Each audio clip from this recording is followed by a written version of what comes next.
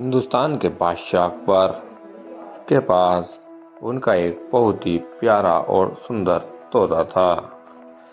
एक बार बादशाह अकबर ने एक बहेलिए से बहुत ही सुंदर तोता खरीदा। उस तोते को बहेलिए ने बहुत ही अच्छी अच्छी बातें सिखाई थी। तोते की इस गुण से बादशाह अकबर बहुत प्रभावित हुए और उन्हें वह तोता बहुत पसंद आया। उन्होंने बहेलिए को वह तोता मुँह मांगी रकम देकर खरीद लिया।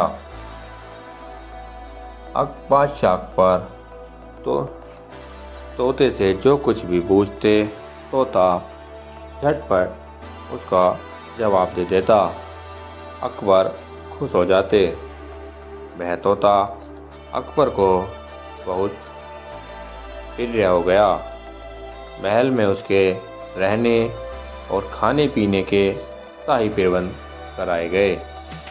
उसकी देख रेख के लिए कई नौकर चाकर भी रखे गए, जिससे कि उसको कोई परेशानी ना हो, और साथ ही उसकी सुरक्षा के भी इंतजाम किए गए। अकबर की सभी सेवकों को यही आदत थी, आदेश था कि उनके तोते कोई तकलीफ नहीं होनी चाहिए और वह किसी भी हालत में मरना नहीं चाहिए। यदि किसी ने उसके मरने की खबर दी तो उसे फांसी पर लटका दिया जाएगा। महल में तोते का खास ख्याल रखा जाने लगा, लेकिन अचानक से एक दिन तोता मर गया। उसके मरते ही महल में हड़कंप मच गया। किसी में भी इतना साहस नहीं था कि वह बादशाह अकबर को तोते की मरने की खबर दे सके। अगर कोई बादशाह अकबर के पास जाता तो वह मृत्यु को दावत देना था, क्योंकि अकबर ने पहले ही आदेश कर दिया था, जिसने तोते के मरने की खबर दी उसको फांसी की सजा दी जाएगी। सब परेशान हो गए कि कैसे ये बात अकबर तक पहुंचाई जाए। आखिरकार सबने मिलकर ये फैसला किया कि बीरबल अकबर के सबसे करीबी हैं, इसलिए उनसे ही ये खबर पहुंचाने कहना उचित होगा। हो सकता है अकबर उनकी जान बख्श दें। सारे सेवक बीरबल के पास पहुंचे और बीरबल को उन्होंने सारी बात बताई। और बीरबल भी राजा अकबर से यह बात बताने के लिए राजी हो गए।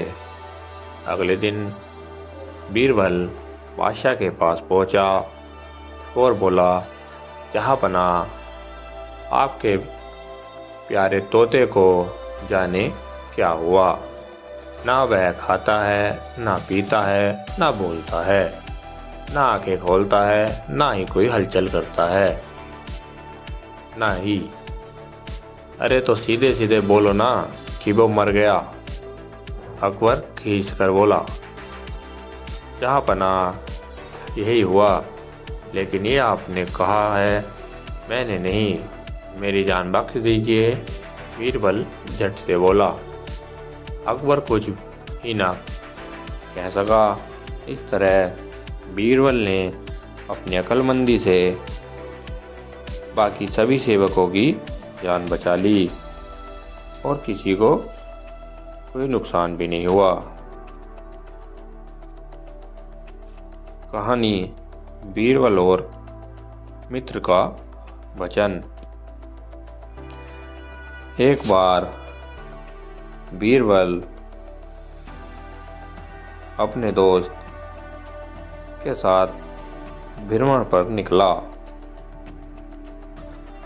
दोनों बहुत दिनों के बाद मिले थे, इसलिए बातचीत करते हुए ना तो उन्हें समय का पता चला और ना ही दूरी का।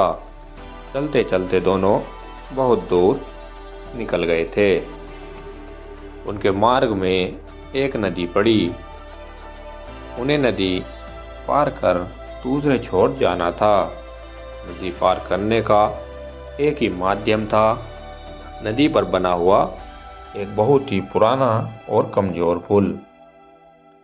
पुल बहुत ही कमजोर था। उस पुल पर एक बार में सिर्फ एक ही व्यक्ति जा सकता था। बरसात के दिन चल रहे थे तो पुल पर काई भी जमी हुई थी, इसलिए उसे ध्यान से पार करना आवश्यक था। पहले बीरबल पुल पार करने के लिए आगे बढ़ा और सावधानी से धीरे धीरे चलते हुए सही सलामत नदी के दूसरे छोर पर पहुंच गया। अब मित्र की बारी थी।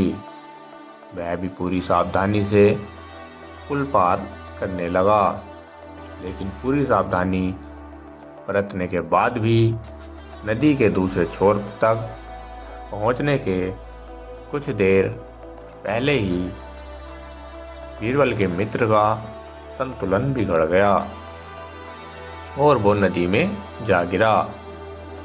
मित्र को नदी में गिरते देख बीरबल ने फुर्ती से अपना हाथ आगे बढ़ाया और बोला, मित्र जल्दी से मेरा हाथ पकड़ लो, मैं तुम्हें बाहर खींच लूँगा।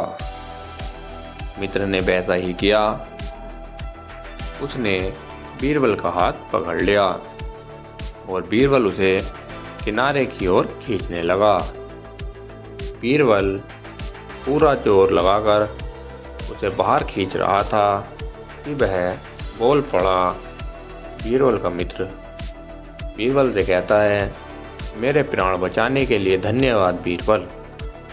मैं तुम्हें वचन देता हूँ, इसके लिए मैं तुम्हें एक बहुत बड़ी धनराशि पुरस्कार में दूंगा। यह सुनते ही बीरबल ने कहा, धन्यवाद, और मित्र का हाथ छोड़ दिया। बीरबल का मित्र फिर से पानी में गिर गया, लेकिन वह तब तक लगभग किनारे पहुंच चुका था। थोड़ी मशक्कत कर वह नदी के बाहर आ गया। बाहर निकलते ही उसने बीरबल से पूछा, बीरबल तुमने मेरे साथ ऐसा क्यों किया? मैं तो तुम्हारा दोस्त हूँ, फिर भी तुमने मेरा हाथ क्यों छोड़ दिया? बीरबल बोला, अपना पुरस्कार लेने के लिए मैंने तुम्हारा हाथ छोड़ दिया, लेकिन वह तो तुम्हें नदी से बाहर निकालने के बाद ही तो मैं देता। तुम पहले मुझे सुरक्षित बाहर निकालते, फिर भी प्रतीक्षा करते तो मैं तुम्हें पुरस्कार देता। बीरबल बोला, बीरबल मित्र एक दूसरे की सहायता करते हैं, ना कि मित्र एक दूसरे को पुरस्कार देते हैं। बीरबल के मित्र ने बीरबल से क्षमा मांगी और उससे धन्यवाद दिया। बीरबल और तानसेन का विवाद। विवाद की खबर सारे महल में फैल गई। बादशाह अकबर के नवरत्नों में से 2 रत्न तानसेन और बीरबल में एक दिन विवाद छिड़ गया।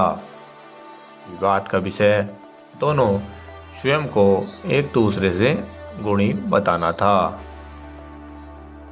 दोनों को बादशाह अकबर ने अपने पास बुलाया और कहा, तुम दोनों का विवाद यदि आपस में नहीं सुलझ रहा है तो तुम्हें किसी को तीसरे को यह बतानी चाहिए और वह यह विवाद निपटाने में तुम्हारी मदद करेगा।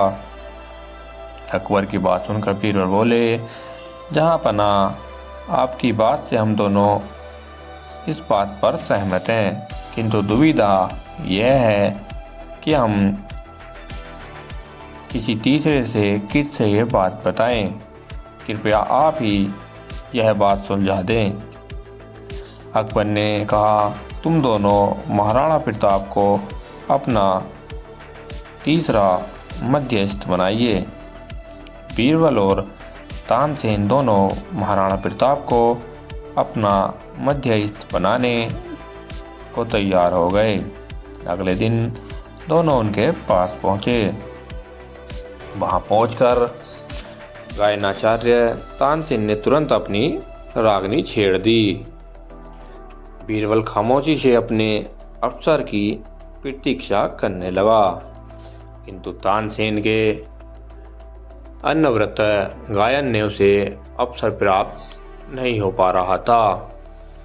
जब उसने देखा कि तानसेन अपनी गायन विद्या से महाराणा प्रताप को मोहित कर बाजी मान लेना चाहता है, तो उसने तानसेन को बीच में टोकते हुए राणा से कहा, राणा जी, हम दोनों एक शादी दरबार से चलकर आपको मध्यस्थ बनाने आए हैं।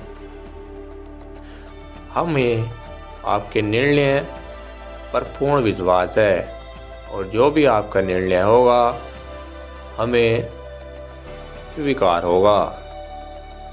बीरबल आगे बोला, मार्ग में मैंने पुष्कर में और मियाँ तानसेन ने ख्वाजा की दरगाह में मन्नत मांगी।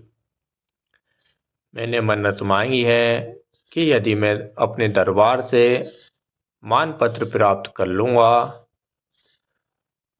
तो 100 गाय ब्राह्मणों को दान करूँगा।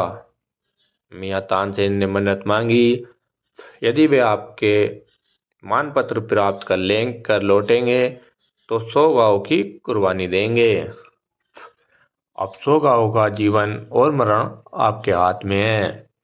यदि उन्हें जीवन दान देने का विचार है तब मुझे मानपत्र दे दीजिए।